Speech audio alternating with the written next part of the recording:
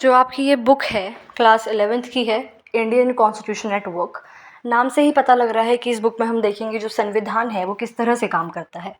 इस बुक में हम देखेंगे इलेक्शंस के बारे में, गवर्नमेंट के बारे में, प्राइम मिनिस्टर के बारे में, प्रेसिडेंट के बारे में, लेजिस्लेचर के बारे में, एग्जीक्यूटिव के बारे में, जुडिशरी के बारे में। लेकिन ये सब देखने से पहले हमारे लिए ये जानना ज़रूरी है कि जो ये इतना बड़ा स्ट्रक्चर है सरकार का, ये काम कैसे करता है, किन प्रिंसिपल्स पे ये काम करता है। और वो प्रिंसिपल्स जो हैं वो आपके संविधान में कहीं ना कहीं लिखे हुए हैं, मेंशन्ड है।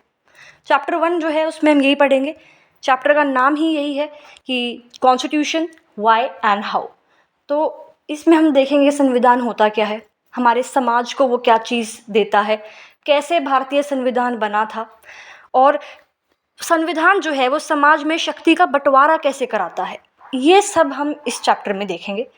वीडियो में मैं कराऊंगी क्या, आपको पहला टॉपिक बताऊंगी, why do we need a constitution. 5 points दे रखे हैं वो समझाऊंगी। फिर लास्ट में अगर ये क्वेश्चन एग्जाम में आ जाता है तो हम उसको डिस्कस करेंगे बेसिकली कि आंसर राइटिंग जो है वो आपको कैसे करनी है, आंसर कैसे लिखना है। तो पहला पॉइंट देखो कि जो कॉन्स्टिट्यूशन है वो कोऑर्डिनेशन अलाउ करता है और एश्योरेंस अलाउ करता है। बेसिकली संविधान जो है वो तालमेल बढ़ाता है और भरोसा दिलाता है लोगों को एक सोसाइटी में। मान लो आप एक डाइवर्स ग्रुप के मेंबर हो, उसमें अलग अलग धर्म को फॉलो करने वाले लोग हैं, कोई हिंदू है, कोई मुस्लिम है, कोई क्रिश्चियन है, और डिफरेंट प्रोफेशंस फॉलो करने वाले लोग हों, डिफरेंट रेसेस के लोग हों, कोई रिच है, कोई पुअर है, कोई ओल्ड है, कोई यंग पीपल है, यानी कि इतना ज़्यादा डाइवर्स वो ग्रुप है। अगर वहाँ पे एक क्वेश्चन आप पुटअप करते हो कि जो प्रॉपर्टी है वो किसको कितनी मिलनी चाहिए, मतलब वुमेन को कितनी मिलनी चाहिए, मेन को कितनी मिलनी चाहिए, मिलनी भी चाहिए, नहीं मिलनी चाहिए, तो जब लोग इतने डाइवर्स हैं तो ऑब्वियसली जो इस क्वेश्चन का आंसर होगा वो भी सब लोग अलग अलग देंगे। लेकिन अब इन ग्रुप में जो लोग हैं उनको रहना साथ में है, ऐसे ही सोसाइटी में होता है। सोसाइटी में अलग अलग तरीके के लोग होते हैं, इतना डाइवर्स कल्चर है हमारा, तो सब लोगों को इकट्ठे रहना है, पीसफुली रहना है, कोऑर्डिनेशन करके रहना है, कोऑपरेशन बना के रहना है। तो वो कैसे रहते हैं, सिमिलरली ग्रुप में ये चीज़ है कि साथ में रहना, तो कैसे रहेंगे, जब ये लोग कुछ बेसिक सेट ऑफ रूल्स को अग्री करेंगे कि ये रूल्स हैं, ये लॉज हैं, हमें इनका पालन करना है, और अगर हम इनका पालन नहीं करते तो हमें पनिशमेंट मिलेगी। ये भी ज़रूरी पॉइंट है, ये नहीं कि सिर्फ रूल्स पता होंगे और कोऑर्डिनेशन जो है सोसाइटी में बन जाएगा, नहीं। रूल्स पता होने के साथ साथ वो रूल्स जो है लीगली इन्फोर्सेबल भी होने चाहिए कि अगर वो रूल फॉलो नहीं हुए तो आपको बदले में पनिशमेंट मिलेगी। अब ये सेम होता है ड्राइविंग लाइसेंस के केस में। सबको पता है कि ड्राइविंग लाइसेंस होगा तभी आप ड्राइव कर पाओगे। अगर ड्राइविंग लाइसेंस नहीं है और आप ड्राइव कर रहे हो तो आपको बदले में पनिशमेंट मिलेगी, फाइन भरना पड़ेगा, चालान कटेगा आपका।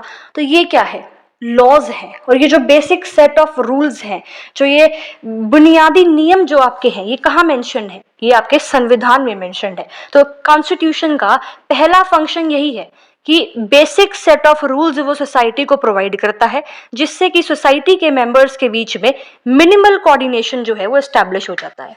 ठीक है, सेकेंड टॉपिक देखते हैं, specification of decision making powers. तो सेकेंड फंक्शन संविधान का यही स्पेसिफाई करना है कि एक सोसाइटी में किसके पास निर्णय लेने की शक्ति है। ठीक है, and constitution also decides how the government will be constituted. अब आपको पता है कि निर्णय लेने की शक्ति किसके पास है, सरकार के पास है। तो सरकार कैसे कॉन्स्टिट्यूट करी जाएगी वो भी कहाँ लिखा है, आपके संविधान में लिखा हुआ है।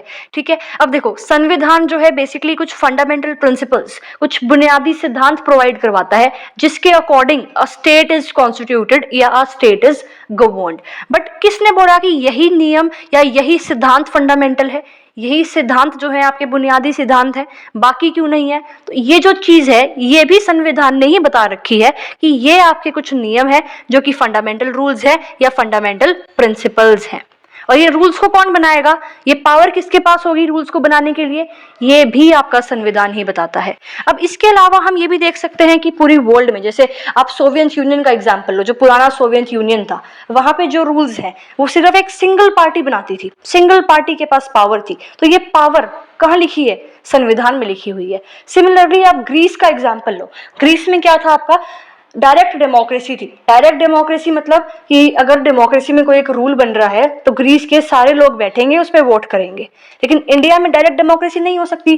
क्यों? क्योंकि हमारी पॉपुलेशन बहुत ज़्यादा है, हर एक छोटे छोटे रूल्स बनाने के लिए पूरी देश की जनता बैठकर वोट नहीं कर सकती। तो इसके लिए हमारे यहाँ पर इनडायरेक्ट डेमोक्रेसी है, जिसमें हम अपने रिप्रेजेंटेटिव्स चूज करते हैं और वो रिप्रेजेंटेटिव्स फिर हमारे बिहाफ पे रूल्स बनाते हैं।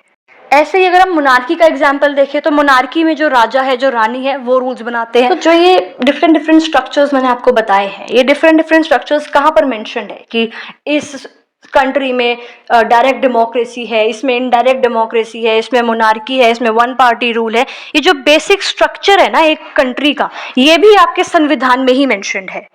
तो ये चीज़ तो आपको पता लगी गई है कि जो कॉन्स्टिट्यूशन है वो कुछ basic set of rules provide करता है। वो रूल्स कौन बनाएगा, वो किसके पास वो शक्ति है, वो भी कॉन्स्टिट्यूशन बताता है। अब देखो, ऐसा नहीं है कि अगर सरकार रूल्स बना रही है तो वो कुछ भी रूल बना सकती है। तो जो कॉन्स्टिट्यूशन है वो इस पावर को भी लिमिट करती है। तो तीसरा फंक्शन जो हम पढ़ते हैं वो यही पढ़ते हैं कि constitution actually limits the powers of the government. Constitution में ये भी रूल्स लिखे गए हैं कि जो सरकार है वो कुछ भी अपनी मर्जी से अनफेयर रूल नहीं बना सकती, कुछ भी जो है अनजस्ट रूल्स नहीं बना सकती। कुछ लिमिट्स हैं सरकार के पास भी, जो सरकार उन लिमिट्स को क्रॉस नहीं कर सकती। तो वो लिमिट कैसे आती है सरकार पे, सरकार की जो पावर है वो लिमिट कैसे करी जाती है?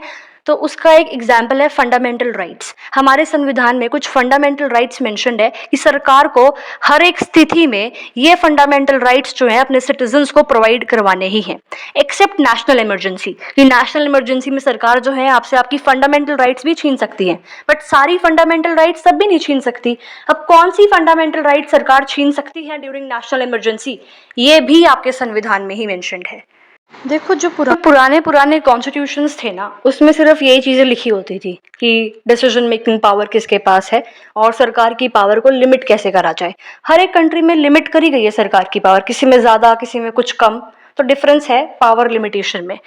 तो पुराने कॉन्स्टिट्यूशन में सिर्फ यही दो चीज़ें थी कि कितनी पावर है और किसके पास है। लेकिन जब नए जो कॉन्स्टिट्यूशंस आ रहे हैं, जो 20th सेंचुरी के कॉन्स्टिट्यूशंस आ रहे हैं, जिसका इंडियन कॉन्स्टिट्यूशन ऑफ कोर्स एक फाइनेस्ट एग्जांपल है, इन कॉन्स्टिट्यूशंस में ये चीज़ें भी मेंशन्ड है कि जो सरकार है वो कैसे सिटीजन्स की गोल्स को, सिटीजन्स के एस्पिरेशंस को फुलफिल कर सकती है। उसके रिलेटेड जो रूल्स हैं वो भी फ्रेमवर्क जो है सरकार को प्रोवाइड करता है हमारा संविधान। एग्जाम्पल देखते हैं हम साउथ अफ्रीकन कॉन्स्टिट्यूशन का। सबको पता है वहाँ पे रेशियल डिस्क्रिमिनेशन होता था, तो उसको एंड करने के लिए उन्होंने क्या करा, संविधान में रूल बना दिया कि रेशियल डिस्क्रिमिनेशन आप नहीं कर सकते, उसको बैन कर दिया गया। सिमिलरली इंडिया में अनटचेबिलिटी का रूल था, तो उसको बैन कर दिया गया कि अनटचेबिलिटी आप नहीं कर सकते। तो ये रूल्स कहाँ पर मेंशन्ड है? संविधान में मेंशन्ड है। लोग चाहते थे कि हमारे यहाँ से अनटचेबिलिटी खत्म हो जाए, लोगों की ये एस्पिरेशंस थी, लोगों का ये गोल था कि हमारी सोसाइटी में अनटचेबिलिटी ना हो। तो उसके लिए क्या किया गया, सरकार ने रूल्स बना दिए कि अनटचेबिलिटी जो है उसको बैन कर दिया गया। और ये कहाँ पर मेंशन्ड है? हमारे संविधान में मेंशन्ड है, कॉन्स्टिट्यूशन में मेंशन्ड है। सिमिलरली हम लोग चाहते हैं कि हमारा जो इंडियन सोसाइटी है वो कास्टलेस बन जाए। तो जो ये हमारा एस्पिरेशन है ऑफ कास्टलेस इंडिया, जो हमारा ये गोल है ऑफ कास्टलेस इंडिया, ये कैसे बन पाएगा? जब हम अपनी सरकार को एम्पावर करेंगे, ना कहीं सरकार को फ्रेमवर्क प्रोवाइड करेंगे कि आप इस एस्पिरेशंस और इन गोल्स को फुलफिल कर दो। तो वो एस्पिरेशंस और गोल्स ऑफ अ सोसाइटी वो कहाँ पर मेंशन्ड है? कॉन्स्टिट्यूशन में मेंशन्ड है। कैसे मेंशन्ड है? In the form of DPSPs, directive principle of state policies. Even आपके जो प्रीएम्बल है उसमें भी ये टर्म्स मेंशन्ड है, आपकी इक्वालिटी, जस्टिस, जो आपकी दिखाती है aspirations and goals of the Indian society. पर फिर वही बात आ जाती है, ये नहीं कि सिर्फ रूल्स बना दिए, उन रूल्स को लीगली एनफोर्सेबल भी करा जाना चाहिए कि अगर ये रूल्स फॉलो नहीं होते हैं तो पनिशमेंट मिलती है। तो इस टाइप का स्ट्रक्चर बना के हम जो हमारी एस्पिरेशंस है सोसाइटी की, जो गोल्स हैं, उसको फुलफिल कर सकते हैं। तो ये एक चौथा और मोस्ट इंपॉर्टेंट फंक्शन है कॉन्स्टिट्यूशन का, that enable the government to fulfill the aspirations of society and create conditions for a just society। यही पढ़ा कि जो कॉन्स्टिट्यूशन है उसमें सिर्फ रूल्स एंड रेगुलेशंस नहीं होते कि पावर कौन किसके पास है और रूल्स कौन बनाएगा और सरकार की पावर को लिमिट कैसे करा जाए। कॉन्स्टिट्यूशन में सरकार को वो पावर भी दी जाती है जिससे वो एक पूरी सोसाइटी को डेवलप कर सके। जैसे कि साउथ अफ्रीका का मैंने एग्जांपल बताया था तुम्हें कि रेशियल डिस्क्रिमिनेशन बैन कर दिया। ऑल्सो साउथ अफ्रीका के कॉन्स्टिट्यूशन में लिखा हुआ है कि नेचर को हम कैसे सेव कर सकते हैं और डिस्क्रिमिनेशन को हम अपने देश में से कैसे ख़त्म कर सकते हैं, और adequate housing to all, adequate health care facilities कैसे अपने देश के लोगों को दे सकते हैं। ये सब चीज़ कहाँ पे मैंशनड है? कॉन्स्टिट्यूशन में। और ये है क्या? Aspirations and goals of society. ये आपका सेम इंडोनेशियन कॉन्स्टिट्यूशन में है। वहाँ पर एक नेशनल एजुकेशन सिस्टम चलता है और सरकार की रिस्पॉन्सिबिलिटी है कि पुअर चिल्ड्रन को वो एजुकेशन प्रोवाइड कराए। तो ये जो एस्पिरेशंस हैं, गोल्स हैं सोसाइटी के, ये आपके कहाँ पर मेंशन्ड है? कॉन्स्टिट्यूशन में ही है। और कॉन्स्टिट्यूशन ही सरकार को इतना सशक्त बनाता है कि वो इन एस्पिरेशंस को, इन गोल्स को फुलफिल कर सके। जो कॉन्स्टिट्यूशन है वो फंडामेंटल आइडेंटिटी भी प्रोवाइड करता है लोगों को। तो ये एक फिफ्थ इंपॉर्टेंट फंक्शन है कॉन्स्टिट्यूशन का, that the constitution expresses the fundamental identity of a people, right. देखो, अब सब लोग जो एक देश में रहते हैं वो एक ही सेट ऑफ रूल्स को फॉलो करते हैं, एक ही संविधान के अकॉर्डिंग रहते हैं, उन्हीं फंडामेंटल प्रिंसिपल्स को फॉलो करते हैं। कलेक्टिव आइडेंटिटी ये एक दिखाता है कि सारे लोग एक ही चीजों को फॉलो कर रहे हैं। तो बेसिकली संविधान जो है वो लोगों को एक सेम पॉलिटिकल आइडेंटिटी प्रोवाइड करवाता है। अब संविधान के अंदर मेंशन है कि आप इन चीजों को कर सकते हो, और रूल्स मेंशन्ड हैं बेसिकली कि ये चीज आप कर सकते हो, और अगर आपने ये चीज कर दी तो आपको पनिशमेंट मिलेगी। मतलब डिफरेंस है कि ये काम सही है, ये काम गलत है। ये डिफरेंशिएशन मेंशन्ड है संविधान में। तो बेसिकली आपको एक मॉरल आइडेंटिटी भी प्रोवाइड करवाता है constitution. Apart from political identity and your moral identity, national identity भी आपको कॉन्स्टिट्यूशन से ही मिलती है। अब देखो, अब जर्मनी का एग्जाम्पल लो। जर्मनी जो है वो एथनिक ग्राउंड्स पे कॉन्स्टिट्यूटेड है कि जर्मन्स जर्मनी में रहते हैं। बट इंडिया की अगर हम बात करें तो इंडिया में अगर किसी को हम सिटीजनशिप देते हैं तो हम किसी एथनिक ग्राउंड पे नहीं देते।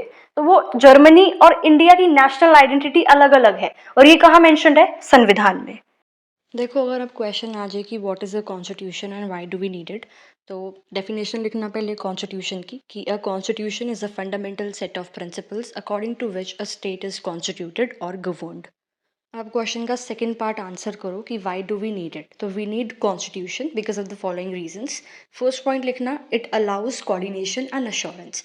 फिर उसको डिफाइन करना, थोड़ा एक्सप्लेन करना कि a constitution provides a set of basic rules that allow for minimal coordination या cooperation among diverse members of the society, and these rules are enforceable by law. फिर सेकंड पॉइंट लिखना, specification of decision making powers. देखो, मैंने हर point लिखने के बाद एक line छोड़ी है, और जो ये हेडिंग है ना, specification of decision making powers, इसको या तो आप ब्लैक पेन से लिख लेना, ब्लैक पेन अलाउड नहीं है तो जेल पेन से लिख लेना। तो आंसर की जो स्ट्रक्चरिंग है, जो प्रेजेंटेशन है, वो काफ़ी अच्छी लगती है। फिर इस पॉइंट को एक्सप्लेन करो अब कि it specifies the basic allocation of power in a society. It also decides who gets to decide what the laws will be. फिर third point, heading gel pen से लिखना एक लाइन छोड़ के, limitations on the powers of government एक line छोड़ो, फिर उसको एक्सप्लेन करो कि constitution imposes limits on the government to prevent unfair and unjust laws.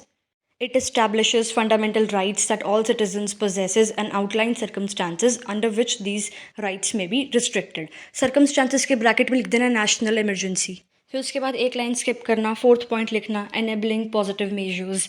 तो it provides an enabling framework for the government to do certain positive things to express the aspirations and goals of the society. It also empowers government to address inequalities and thus fulfilling societal aspirations। देखो, मैंने notes बनाए हैं इसलिए short form लिखी है, government की, positive की। Exam में शॉर्ट फॉर्म नहीं लिखे आनी है। एक लाइन छोड़ोगे, फिर फिफ्थ पॉइंट डालोगे, expresses fundamental identity of people, एक लाइन छोड़ोगे, फिर लिखोगे it provides a collective political, moral and national identity through shared values, norms and aspirations. पांचों पॉइंट कवर कर लिए। फिर लास्ट में लिख देना कि कॉन्स्टिट्यूशन जो है सोल है गवर्नमेंट का, so therefore we need a constitution to ensure stability and fairness in our society. तो अच्छी प्रेजेंटेशन के लिए यही है कि हेडिंग जेल पेन से लिख रहे हो, लाइंस स्किप कर रहे हो, फिर सारा आंसर करने के बाद लास्ट में फिनिशिंग लाइंस बना रहे हो, और इतना टाइम एग्जाम में नहीं होता, तो आपको प्रॉपर टाइम मैनेज करना पड़ेगा, और वो प्रैक्टिस से ही आता है। तो फर्स्ट टॉपिक हो गया, आगे नेक्स्ट वीडियो में देखेंगे।